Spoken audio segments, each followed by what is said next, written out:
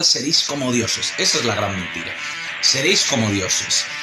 Luego el resto de mentiras modernas, liberales, de la libertad, igualdad, fraternidad, son mentirijillas derivadas de esa mentira primordial que es la de seréis como dioses, ¿no?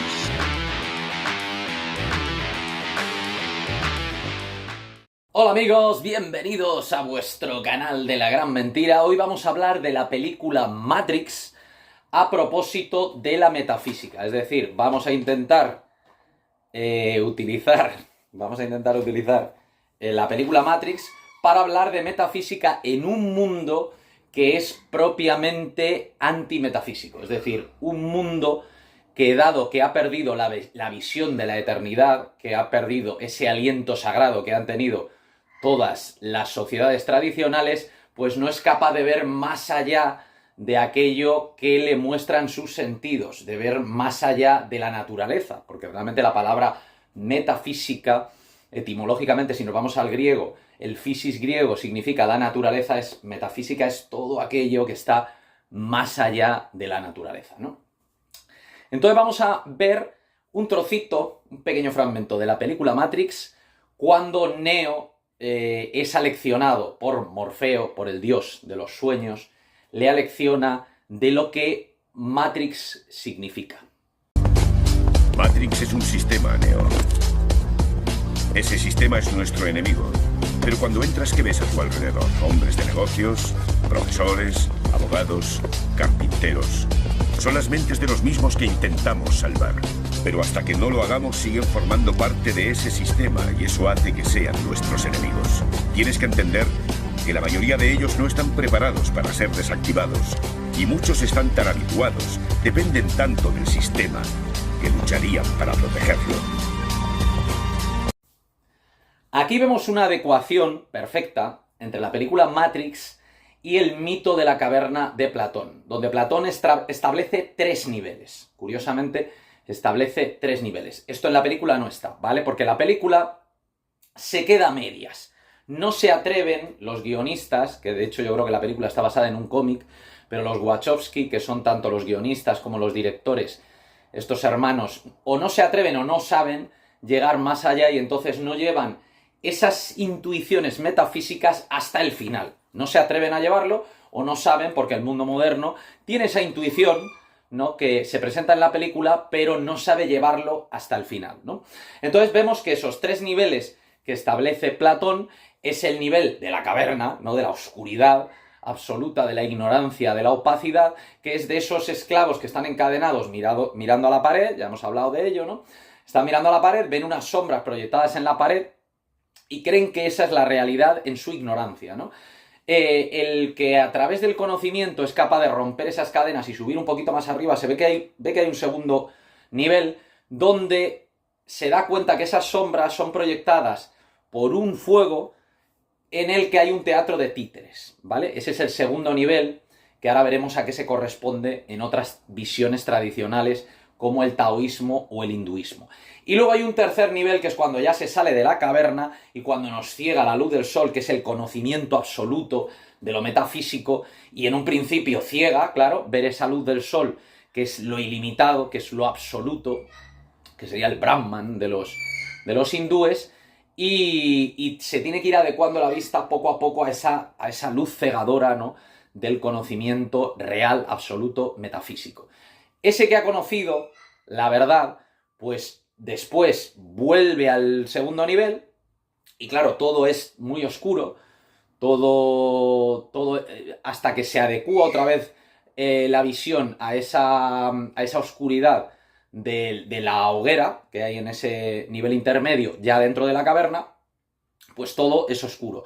Y luego vuelve a bajar otra vez al nivel inferior, que es el de los esclavos encadenados que miran las sombras en la pared, ignorando la hoguera que hay en el nivel intermedio y desde luego ignorando el sol que hay fuera de la caverna, porque ellos ni siquiera saben que están introducidos en una caverna.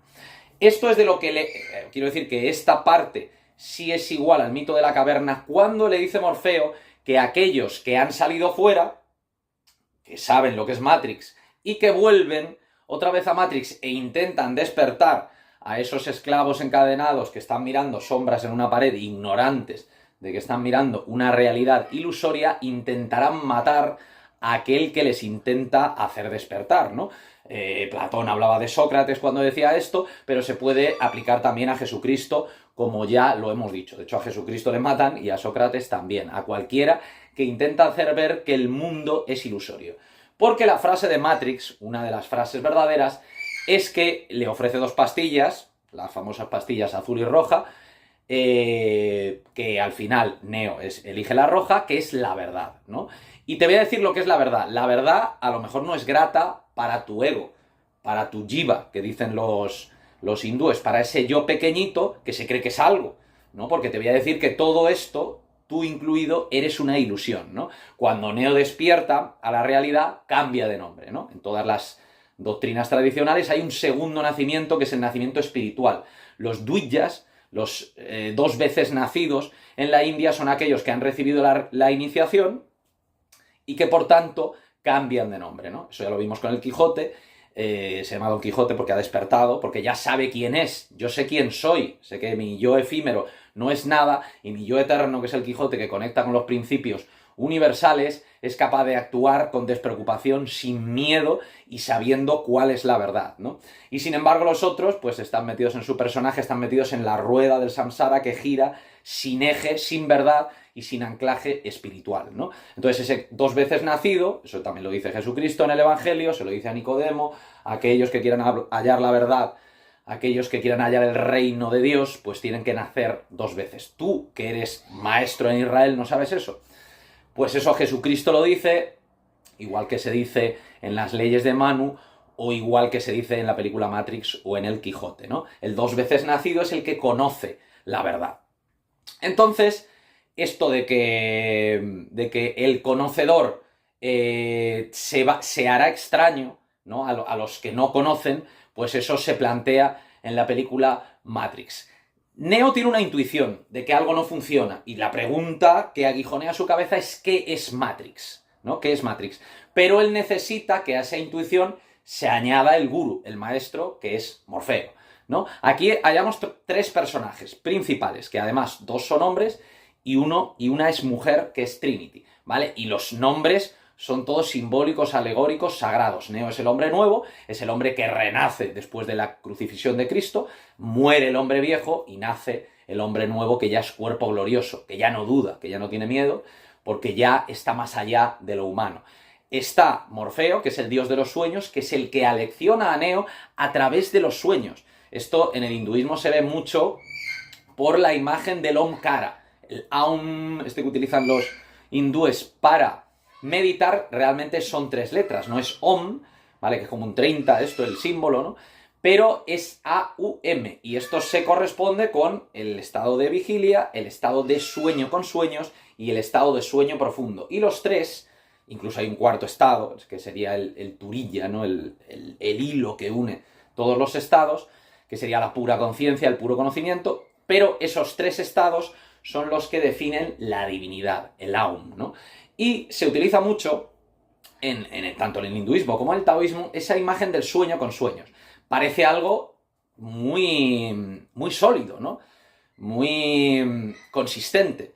El sueño, tú estás soñando y tú crees que eres un pájaro, o que eres Napoleón, o que eres lo que sea que proyecta el sueño. Y todos esos personajes que aparecen en el sueño también parecen reales, pero los está proyectando nuestro propio psiquismo. Y cuando despertamos nos damos cuenta que ninguno de esos personajes existía, ¿no? Ni siquiera el yo que éramos en el sueño existía. Y eso es lo que nos intenta mostrar el hinduismo o el taoísmo comparando el sueño con la vigilia. La vigilia parece más consistente porque dura más en el tiempo que el propio sueño, pero dentro del sueño, el sueño parece real. En la vigilia parece real, pero cuando yo me voy al sueño, o me voy al sueño profundo, al sueño sin sueños, entro en otros estados de conciencia en los que la conciencia de la vigilia desaparece.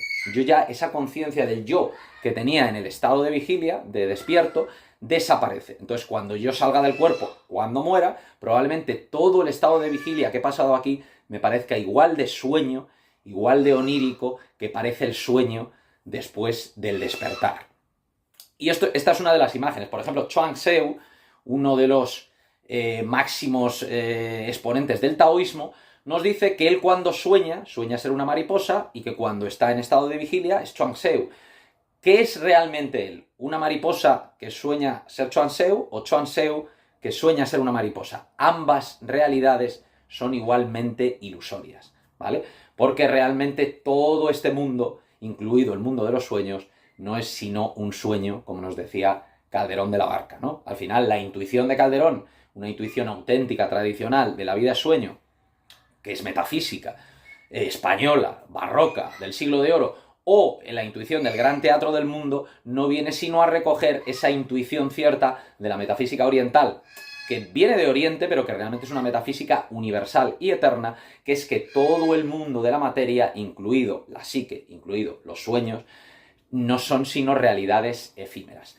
Parece que lo que tocamos es muy sólido, pero este cuerpo, en el que refleja el Atman, en el que refleja el espíritu, dura, pues, 80 años, digamos, ¿no? Entonces, si tú tienes 40, hace 50 no existías y dentro de 50 tampoco existirás. Entonces, ese tiempo que has estado viviendo en el cuerpo es tan ilusorio como el propio cuerpo. El propio tiempo es una creación de la divinidad y tanto la materia como el espacio, como el tiempo, todo lo que está tocado por el cambio, tiene una realidad efímera e ilusoria, sobre todo en cuanto que se desconecta de su principio, ¿no? Igual, aquí vamos al Evangelio y vemos que Jesucristo dice que solo hay una cosa que es necesaria y no dice cuál. Pero eso que es necesario es estar conectado con el principio del que todo procede, porque desconectados de ese principio, nuestra existencia no es sino efímera e ilusoria, ¿no? Aquí tenemos esos tres personajes, ¿no? Tenemos a Morfeo, el dios de los sueños, que alecciona a Neo, que es el gurú que le hace despertar, que le hace tener ese segundo nacimiento, que le hace dejar de ser el señor Anderson y pasar a ser Neo, ¿no? Tenemos a Neo, al propio Neo, al hombre nuevo, y tenemos a Trinity, que es la Santísima Trinidad, por ejemplo, esa Trinidad que hay en el cristianismo. Vale, en el cristianismo realmente hay dos Trinidades. Una es la más conocida, Padre, Hijo, Espíritu Santo, pero hay otra segunda, que igual es más concordante con las Trinidades orientales, que sería la de Dios, María, Jesús, ¿vale? ¿Por qué? Porque Dios sería el principio activo, María sería el principio pasivo, ¿vale? María dice, he aquí la esclava del Señor, hágase en mí según tu palabra. Principio activo, Yang sería Dios, principio pasivo, Yin sería María, y lo que hay entre medias es Jesucristo, ¿vale? Que esto sería lo mismo que en el taoísmo puede ser cielo, tierra, que sería el principio pasivo, María, y hombre, Yen, dicen ellos, Tien, Ti, Yen, que sería lo mismo que Dios, María, Jesucristo. Si nos vamos al hinduismo, que es mucho más rico en representaciones metafísicas, vamos a ver que hay distintas trinidades, ¿vale? Esa principal, que se correspondería con Dios, María, Jesús, o cielo, tierra, hombre, Tien, Ti, Yen, en el taoísmo, sería, en el hinduismo, sería Purusha, Prakriti, y luego lo que hay entre medias, que sería las posibilidades formales, ¿vale? Purusha, digamos que sería el espíritu, sería lo que nosotros llamamos espíritu, pero que sería la esencia. Prakriti sería la tierra, la madre tierra o la sustancia. Y digamos que de la unión entre el espíritu y la sustancia, entre la esencia y la sustancia, surgirían los distintos niveles de la manifestación. Cuanto más abajo nos vamos, digamos que sería más potencia, más materia, digamos, aunque ese concepto de materia es extraño a la metafísica oriental, porque digamos que ese concepto que nosotros tenemos de materia está contaminado por el dualismo cartesiano que separa materia y espíritu. Materia y espíritu no están fundidos a distintos niveles, sino que el dualismo cartesiano separa. El espíritu llega hasta un cierto punto y a partir de ahí es todo materia. Y lo que hace el mundo moderno o posmoderno es directamente eliminar el espíritu y decir que aquí solo hay materia, ¿no? Lo cual es absurdo, porque nosotros nos damos cuenta que en cuanto muere un cuerpo es porque el espíritu ha escapado y la materia sin ese espíritu se deshace, se desvanece, se convierte en ceniza y se lo comen los gusanos, ¿no? Entonces, estos tres niveles del tribhuvana hindú sería la manifestación grosera, que no sería materia pura, ¿vale? Porque lo que es el prakriti puro ni siquiera se manifiesta. Digamos que sería la indiferenciación primordial. Sería como esa masa indiferenciada, que podría ser arcilla de manera simbólica, de manera analógica, sobre la que esa acción del cielo, esa acción que es puro acto, actúa sobre la potencia y crea toda la manifestación. Pero el espíritu puro y la materia pura, digamos, utilizando términos occidentales, no se manifestarían. Todo lo que se manifiesta ya es una mezcla de espíritu y de materia. ¿Por qué? Porque toda la materia que existe en la manifestación universal está cualificada de alguna manera. Yo cojo una piedra y creo que es inerte, ¿no? Es inerte. Es absurdo, que si fuera inerte absolutamente no existiría. Porque es piedra y no es madera. ¿Vale? Si esto nos vamos al materia y forma de Aristóteles, Aristóteles nos dice que la materia puede ser la madera, o puede ser la piedra o el hierro, y la forma es aquello que hace que una cosa sea lo que es y no otra. Por ejemplo, en una silla de madera, pues silla sería la forma y madera sería la materia. Pero esa materia no está totalmente desprovista de cualificación, porque si no, no sería madera. No sería ni madera ni hierro, no sería nada. No sería nada, ¿no? Ese prakriti puro no puede existir, porque entonces no sería nada. Sería su existencia puramente ilusoria y no estaría en la manifestación. Todo lo que está en la manifestación está de alguna manera penetrado por el espíritu, penetrado por Dios, y por eso es lo que es y no otra cosa. ¿Vale? Entonces, ese concepto del dualismo cartesiano, que por ejemplo llevaba hasta el mecanicismo absurdo de los animales máquina, de Descartes, de pensar que los animales son una especie de máquinas que carecen de voluntad y de conciencia, ¿no? Y es que hasta la piedra, que nosotros llamamos inerte, está penetrada por lo divino. No digamos los animales, que encima son seres que ya se mueven y que evidentemente hay una voluntad y hay una conciencia en ellos. Distintos niveles, ¿no? Según el ser, pero en todo ser hay una conciencia y hay una voluntad, ¿no? Entonces aquí nos vamos, si nos vamos a los distintos niveles que hay en el hinduismo, veíamos el tribhuvana, ¿no? La manifestación grosera, la manifestación sutil, que sería la psique, ¿vale? Ya no se ve. Los pensamientos no ocupan un lugar en el espacio, o los sueños, que pertenecen a lo psíquico, pero evidentemente existen. Y luego ya está la manifestación informal. Esto es lo mejor, porque esto ya es lo enigmático para el occidental. Aquello que según los hindúes no tiene nombre ni forma. La manifestación informal es manifestado, pero no tiene nombre ni forma. Es decir, lo que decía Aristóteles, el hombre solo puede pensar en imágenes, en nombres o en formas. Eso es el pensamiento humano, la psique, el manas, la razón, ¿vale? Pero todo lo que va más allá de la razón ya no tiene nombre ni forma. Y ahí está lo interesante. Eso es lo que en la meditación, en el Raja Yoga, ¿no? En los Yoga Sutras de Patanjali, se busca esas cosas que nos elevan por encima de lo humano porque no tienen nombre ni forma. Yo puedo pensar en una persona y puedo pensar en su rostro, o puedo pensar en su nombre, ¿no? En cómo lo definimos aquí en el estado humano. Pero luego habrá otras cosas que es como la energía que esa persona transmite, y eso ya no tiene nombre ni forma. Eso ya no tiene nombre ni forma, y eso es lo interesante. Eso es la esencia que yo tengo que buscar en todo, porque eso me eleva por encima de lo humano y me lleva a esa manifestación informal. Aquí, por ejemplo, los temas no podríamos agotarlos en un solo vídeo, pero vemos una concordancia entre el Narayana de la tradición hindú, que es uno de los nombres de Vishnu, que significa textualmente aquel que está por encima de las aguas, o que camina por encima de las aguas. Vemos que Jesucristo camina por encima de las aguas en uno de los pasajes evangélicos. Y esto no significa que Jesucristo materialmente no caminara por encima de las aguas. Con toda seguridad ocurrió. Porque si nos quisiera mentir, el escritor del Evangelio nos podría haber contado algo mucho más impresionante. Que lanzó rayos y destruyó una montaña, o que cambió la dirección del eje de la Tierra, de los giros de la Tierra, en la dirección del giro de la Tierra sobre su propio eje. Pero no nos dijo nada, sí nos dijo que caminó sobre las aguas. Este caminar sobre las aguas tiene una significación simbólica profunda, porque las aguas representan el estado humano. Esto que hemos visto de la manifestación sutil, ¿vale? Pues una de las significaciones de las aguas primordiales es el estado humano, sobre el que refleja esa luz divina que no está en este mundo, que está fuera de este mundo, el Purusha, el Atman, refleja, y ese rayo, el Atman está fuera, el rayo ya es informal, pero sí es manifestado, que es la Buddhi, que llaman los hindúes, que es la sabiduría. Esa intuición que yo tengo de lo que es la verdad, sin acudir a la razón, sin acudir a la dialéctica o a la retórica, o a esa encadenamiento de pensamientos que tienen nombre y forma, ¿no? Yo intuyo la verdad porque es un rayo que viene de fuera de este mundo y refleja sobre esas aguas, ¿no?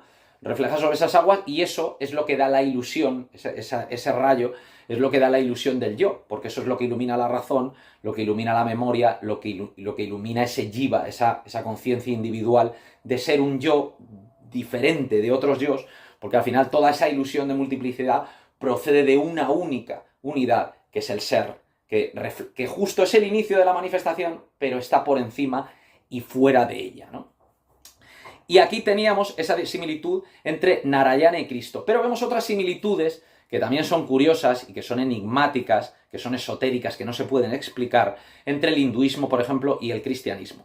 Que es, por ejemplo, en el cristianismo a Jesucristo se nos lo nombra como Agnus Dei, así lo anuncia Juan Bautista, ¿no? Nos dice, Ecce Agnus Dei, he aquí el Cordero de Dios, el que viene a quitar el pecado del mundo. Y vemos que Agni, muy similar a Agnus, es una de los aspectos divinos de la divinidad suprema en el hinduismo, que es ese aspecto ígneo, ¿no? Ese aspecto de luz y calor que no se apaga de la divinidad. Y ese Agni, ese Agnus Dei, que no tienen una similitud etimológica, pero sí fonética, Agnus, Agni, suenan similares, es una similitud muy enigmática. Teniendo en cuenta que además tenemos otra similitud, aparte de esta, de Agnus y de Agni, que es la de Cristo con Krishna. Vemos que Cristo es un avatara, es un enviado, ¿no?, divino, y Krishna es una avatara de Vishnu, ¿no?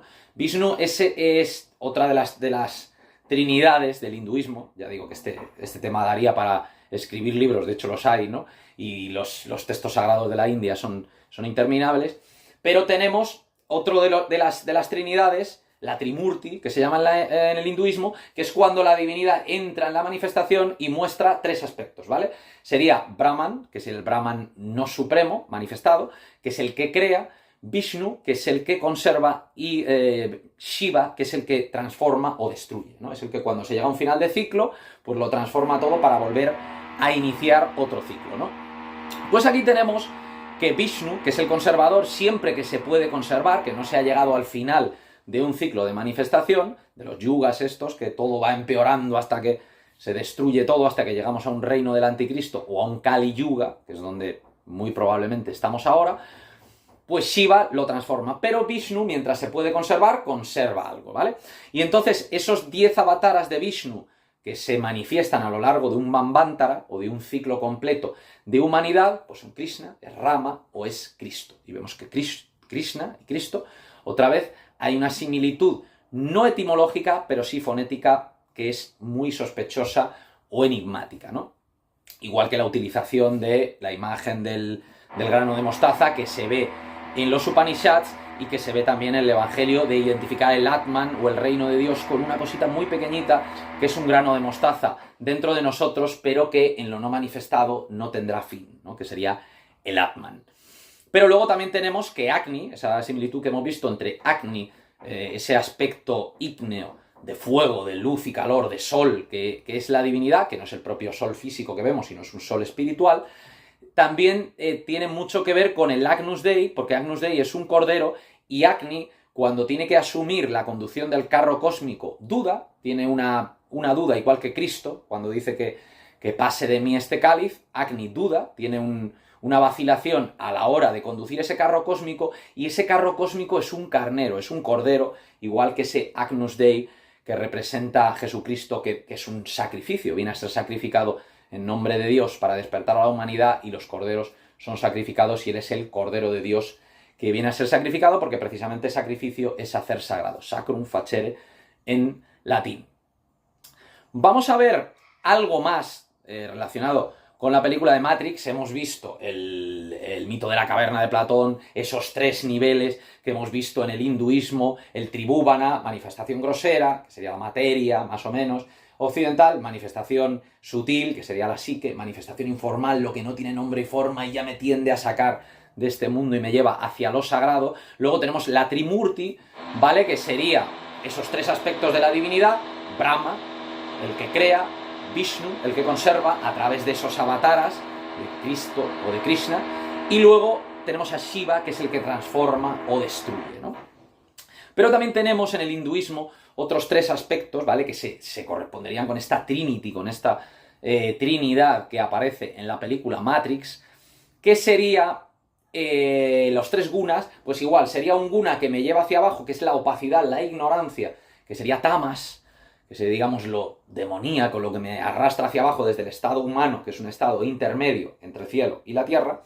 Luego estaría rayas, que me expande en horizontal, que sería la acción, la pasión, el querer crecer en este mundo, pero que esa pretensión de crecer en lo horizontal, de expandirme, me aleja del centro, ¿vale? Ese centro que es el invariable medio, que es la verdad, y que en ese centro veo que puedo ascender hacia arriba, que sería sattva, el tercer guna, ¿vale? Tenemos tamas hacia abajo, tenemos rayas, me expande desde el centro, desde ese nivel intermedio, y luego tenemos sattva, que me lleva hacia arriba, que sería la pureza, la luminosidad, que sería ese mismo buddhi, esa misma sabiduría.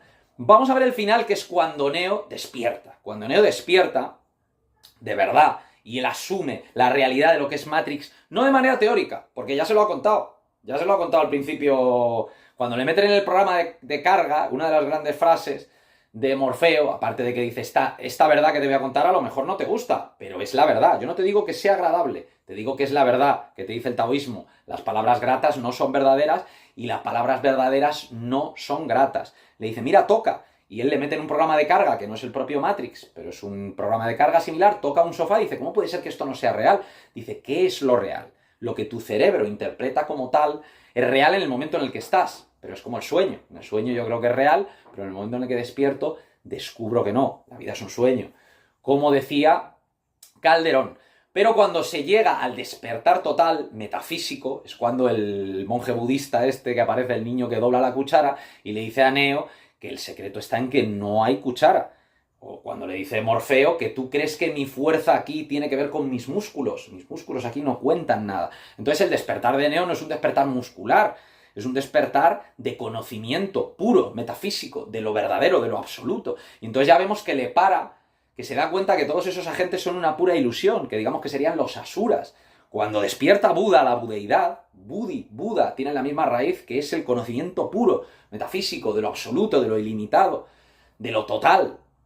Pues cuando Buda despierta la budeidad, se dice que es un rugido de león que espanta a los asuras. Los asuras son los demonios, que son los que me tiran hacia abajo, ese tamas, esa opacidad, esa ignorancia que me vela que este mundo es una ilusión, ¿no? Que el mundo de Matrix es una ilusión, pero que este propio mundo material manifestado es una ilusión. Entonces esa es la visión del tercer ojo de Shiva, ¿no? El tercer ojo de Shiva, el tercer rostro de Jano, es la visión de la eternidad, ¿no? Es el que, en el momento en el que yo me sitúo en el punto de vista de la eternidad, veo que tiempo, espacio, materia y cambio son sueños.